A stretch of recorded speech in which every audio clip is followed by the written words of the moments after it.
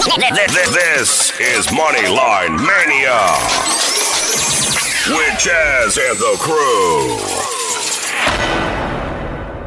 Chazzy, what's going on? It's just you tonight. The crew's on holiday, but they've thrown us some bones. I had a great mentor. One time he said to me, you don't need to know everything, you just need to know somebody that does. It's true, right? Oh, absolutely. I had the opportunity to spend it with my girl and her mother and her girlfriend. It was a fun time. And then we went to my boy's house and enjoyed 50 people enjoying a nice, wonderful dessert. And we watched the final football game, the Vikings versus the New England Patriots, as we got a chance to see on the high stage Justin Jefferson dominating in dominating fashion. He is so special. He's not as special as a good dessert, because Thanksgiving is great, but when the desserts come out, my eyes pop open, because that's what it's all about for me. I'm a sweet guy. Yes. I like the salty stuff. To go to somebody's house for dessert, knowing there's all these desserts there, life would be good for me. Oh, it was delicious, and I know you can't have a lot of desserts. I do very small portions of everything. I was telling somebody about the plates. I saw some of these plates. They had these really nice plates, but they were bending. The physics of the plate could not handle the mountainous amount of food that people took. But that is what makes Thanksgiving here in America so great. I love Thanksgiving. It's a really good time to spend with your family, eat a lot of food, get fat, and tell a lot of crazy stories. Happy to have you on. I want to give a shout out to Wes and all the guys a part of this segment. Paulo was off to a great start with the World Cup. He got something else to do with. A lot of the people I didn't hear back from because it's the holiday weekend. But I wanted to pick as many brains as I could. The more the merrier. So why don't we get into it, my friend? When I wake up out here, first of all, it's wake and bake. The reason it's called wake and bake is because it's early. We wake and bake. And I had to look at the Denver-Carolina game, and if that was the only game on, I wouldn't even light the bong. I'd go back to bed,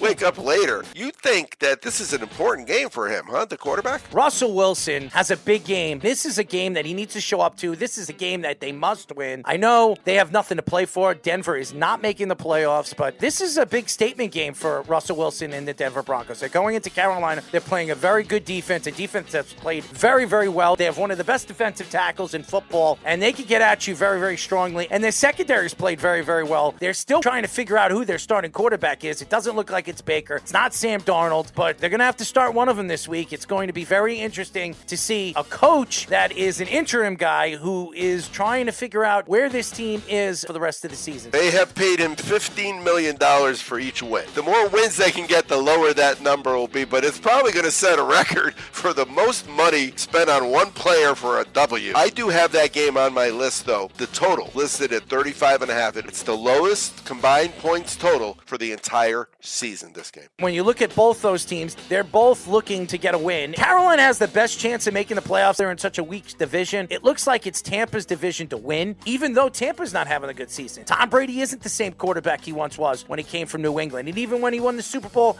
in his first year with Tampa. So there is a lot of deficiencies and a lot of weaknesses of all these teams in this division. Carolina has the best chance to make the playoffs out of both those teams, but Denver's the better team. Even losing Melvin Gordon, I still believe that the Denver Broncos are going to be able to run the ball, and I think the Denver Broncos still have a half-decent team that they can come out the winners and victorious in this game. Tampa Bay's in first place, but they're 5-5. All right, the other game I looked at was the Houston-Miami game because it's the biggest spread, but I don't know if Houston's going to score any points here. Houston, they have a very good running back in Pierce. They have some nice young weapons. Are they going to play defense in this game against a very good, very high fire-powered offense with Waddle and Tyreek Hill? This team is explosive. They can run the ball. Defensively, they can get at you too. And their offensive line's ranked in the top 10, which everybody thought was going to be their weakness this year, but they've protected Tua, and Tua has really become a star in this league early. A lot of people didn't think this guy was going to cut it this year. He has been dominant. This is Miami's game to lose. I cannot see Houston staying in this game. So their record is 7-3, Miami, but Houston's record is 1-8. If that's what you looked at, you would say it's a no-brainer. But that's when that evil invention called the point spread comes into play, because the point spread records are almost identical. Against the spread, Miami's 5-5, and Houston is 4-5-1. 12.5 points. That's an awful lot of points in a football game. Didn't Petey like somebody in the Cincinnati-Tennessee game? Cincinnati knows how to stop the run. Derrick Henry has been fantastic the last 5 weeks, but he was exposed a little bit in the beginning of the season, and I think Cincinnati can do it. And the Titans do not have the offense to take over the Bengals' secondary weaknesses in the past. And offensively for the Bengals, still getting production from their other receivers. So I like the Bengals to dominate this big game as a road underdog. I think they're going to destroy the Titans this week, as good as the Titans have played. It's the story of a young man who put a $100 parlay in. He did it back in October. It was October 2nd. He said, I like Tennessee over the Colts, and I'm going to bet the under. So I'm going to do Tennessee in the under. He took that ticket. He turned it from 100 into 360. He let it ride every single week. He let it ride against Washington, again against the Colts. He did it against Houston. Even Kansas City, he went with the under in the Kansas City game. Denver, that ticket is now worth $85,000. $100 ticket on Houston and the Tennessee under, rolled over 7 straight weeks, is worth $85,000.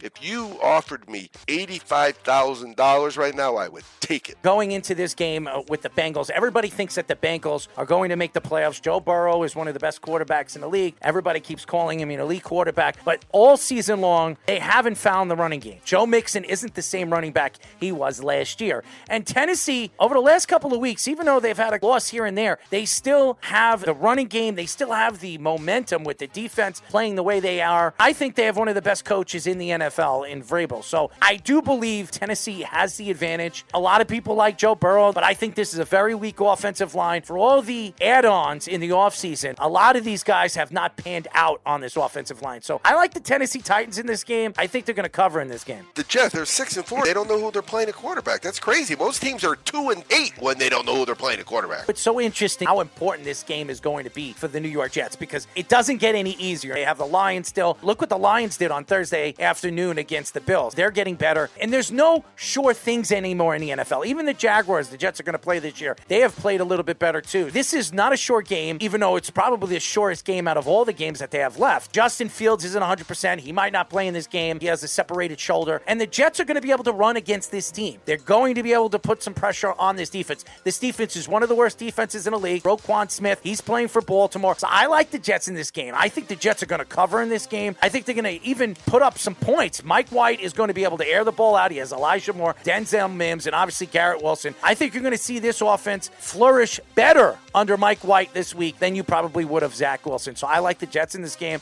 I think they cover. Remember last year, brief memory of him doing incredibly well for a short period. And if the locker room believes in this guy and the team is behind them, sometimes a quarterback change is a big deal. And they do believe in Mike White, and they think that he could do the job and put the Jets on his back and ride him all the way for a win. This is a very good game. This is a very good matchup for the Jets. With all the injuries and all the trades that they had at the trade deadline, I think the Jets are going to be able to compete with this Bears team. So the last 2 games I gave out were the Kansas City hosting the Rams game and the New Orleans Saints at the San Francisco game. Now, I'm pretty sure both San Francisco and Kansas City are making the playoffs. Would you agree there? Oh, absolutely. Yeah. Kansas City definitely. Baltimore looks like they're going to win the division. When you look at Kansas City, you question what this team is in certain games. They have a high fly powered offense. Their defense has played well. They can get at you with Jones. Jones is one of the better defensive linemen in the league, but I think they have deficiencies in their secondary, and when they play a good high-flying offense, some good wide receivers, I think Kansas City will have problems. But the issue is, will those problems cause them to score more points than the point spread is? And that's where I've hit these guys, and I'm not betting the teams anymore. I'm betting the team totals. With Kansas City, the number is 27.5. It just seems like that's a number they can do, and they do it. I hopped on the team total over 27. They're given 14.5 points. You could be up by 21 points, and a team gets a freak play and gets a touchdown, and you're losing, given 14.5. So I didn't want to touch that, so I went with the Kansas City team total over. If I win with you last week, unless something dramatically changes, I'm betting you again this week. Why would I stop? Why do I have to double handicap? They already won. It's like a horse.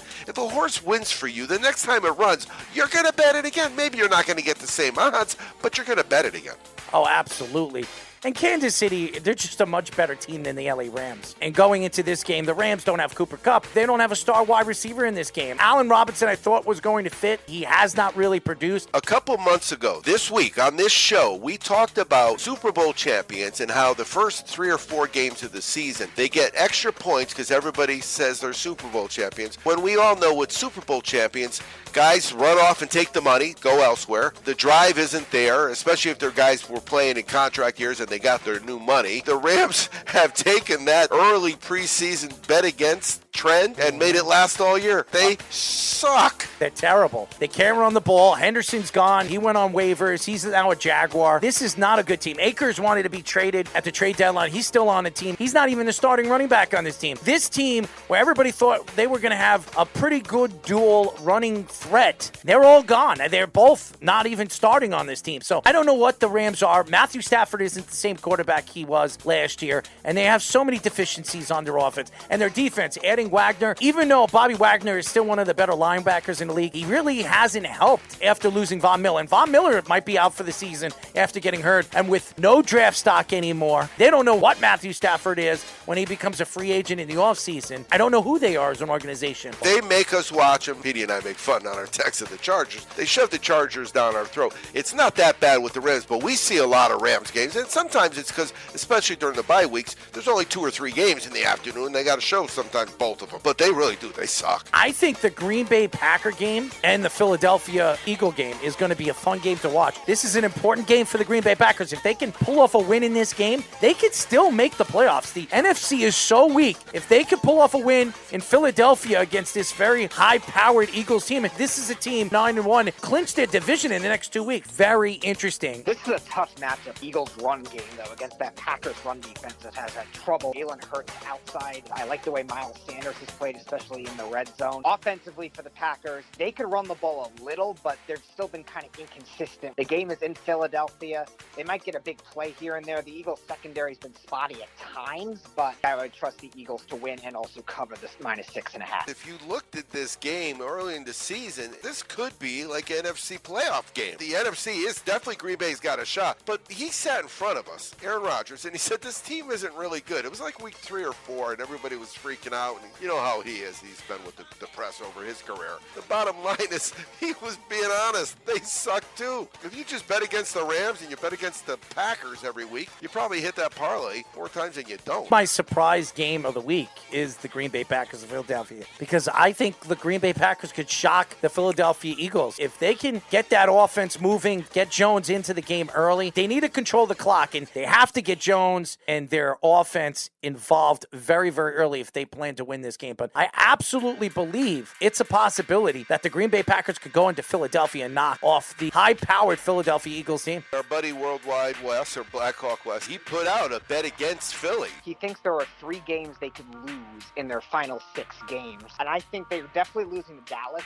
in the second meeting, and I can definitely see them losing to Tennessee. I wasn't really definitive on the third, but yeah, West does believe that they will kind of stumble down the stretch. Still might end up as the NFC 1 seed, but not really play the greatest football, because he was saying how Washington was also, after beating Philadelphia, better against the spread than the Eagles were. I think the Eagles are one of the best teams in the league, and I like what Jalen Hurts has done. I like their wide receivers. I think they have a great, high-powered, flying offense, and they have a 3-headed monster running game. Their offensive line is the best in the league, and their defense is only getting healthier, and adding Ndamukong Suh and Linval Joseph to that defensive line, you're adding a lot of depth. So they already believe that they can win a Super Bowl this year with the team that they have. And they do have Jordan Davis coming back, which he's a man-child. So a lot of people would look at the rosters and going to say, how the hell could the Green Bay Packers go into Philadelphia and win this game? Here's the name: Aaron Rodgers. If Aaron Rodgers could go into Philadelphia and put up 300 yards and throw 3 touchdowns in this game, and if the Green Bay Packers actually can run the ball and play defense in this game, they can stop Philadelphia. Philadelphia's had problems against some of the better running teams in the league this year, and if you could put pressure on Jalen Hurts and make him throw off his back leg, he's been in trouble this year. So I think Green Bay could go into Philadelphia and knock off the Philadelphia Eagles. You're not going to win a championship if you can't win second halves, and they're getting beat in second halves. Now, whether it's that the other teams are adjusting, because when you plan for a team, of course, you plan assuming they're going to do A. Sometimes they know that you think they're going to do A, so they do B. And then you adjust at halftime. And if you look at the data, the halftime, it looks like two different teams. Philly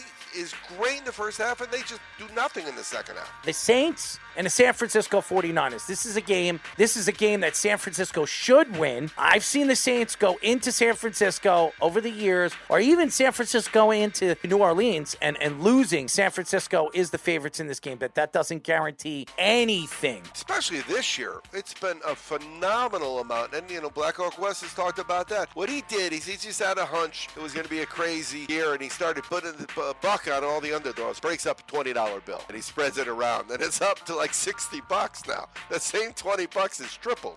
If he did it for $20,000, he'd have $60,000.